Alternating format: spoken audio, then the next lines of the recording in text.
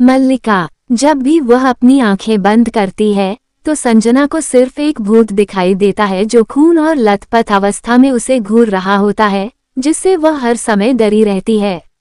जब वह जागती है तो वह उन्हें अपने बगल में लेटे हुए देख सकती है। नींद न आने के कारण उसे एक सुनसान हवेली के दृश्य दिखाई देते हैं, जहां उसे एक झूलती हुई कुर्सी और खास तौर पर एक स्टोर रूम दिखाई देता है। एक दृश्य में वह घर पर रहते हुए खुद को एक जंगल में देखती है और जहां वह सफेद कपड़े पहने उस महिला का पीछा करती है जिसे वह खुद के रूप में देखती है। जब वह सिर्फ 1 फीट दूर खड़ी होती है तो भूत उसे खंजर से मार देता है और दृश्य समाप्त हो जाता है। फिर वह अपने दोस्तों और प्रेमी के साथ हवेली में जाने का फैसला करती है, जो ज्यादातर वायलिन बजाता है। वहां उसके दोस्तों के साथ रहस्यमय हत्याओं की एक श्रृंखला शुरू होती है, जिसका कोई सुराग नहीं होता कि यह किसने किया। फिर संजना को उसका सबसे शक्तिशाली दर्शन मिलता है, जहां वह पूरी हत्या प्रक्रिया को देखती है जो उनके वहां पहुंचने से पहले ही हो चुकी थी। वे एक हिंदू पुजारी की मदद लेते हैं जो उसके दावों को सुनने के बाद शोध करता है और हत्या के बारे में पता लगाता है।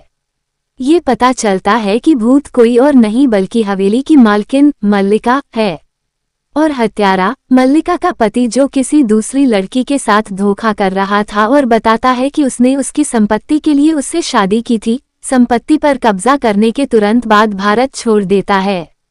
इस बीच यह माना जाता है कि संजना ही वह माध्यम है जिसके माध्यम से हत्याएं हुई, क्योंकि वह मल्लिका की हमशक्ल है।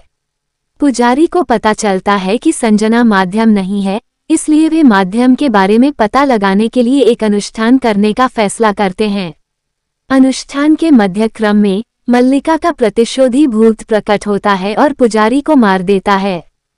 फिर मल्लिका का पति कौशिक हवेली में आता है और संजना को देखता है और उसे मल्लिका समझ लेता है।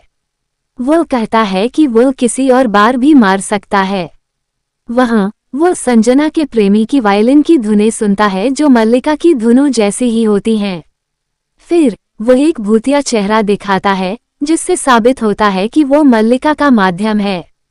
फ्लैशबैक से पता चलता है कि वो वही था जिसने खून से सना खंजर अपने आराम स्थान से बाहर निकाला था, और उसके शरीर में प्रवेश करने वाले खून से उसकी उंगली कट गई थी। कुछ समय बाद वह पूरी तरह से प्रेतबाधित हो गया था। वह कौशिक को प्रताड़ित करता है और मल्लिका उसके शरीर को छोड़कर उसे अपने मरने वाले स्थान पर मार देती है। जल्द ही भूत प्रेत और हत्याएं खत्म होने लगती हैं और एक सुखद अंत का संकेत भी मिलता है।